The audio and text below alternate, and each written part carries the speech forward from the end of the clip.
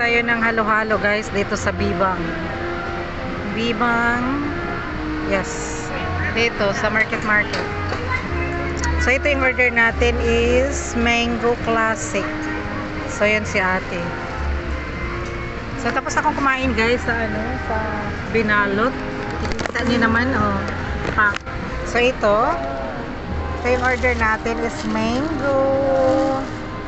So total of 178. 178 yung price ng mango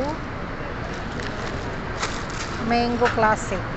So tingnan natin kung anong lasa. First time kong kumain ng halo-halo nila guys. Ayan. Nadaanan ko lang to siya pero hindi ako naka-order kasi pinagpilahan. Alam mo naman tamad yung lola niyo magpila. So yun. Habang kumakain nag-order na rin naman ako. So ito yung ano niya guys. Ito yun. Kit. Yan. Bibang. Nakita ko to sa mga yung alam mo yung dumaan sa mga wall. So i-check. Oh shit.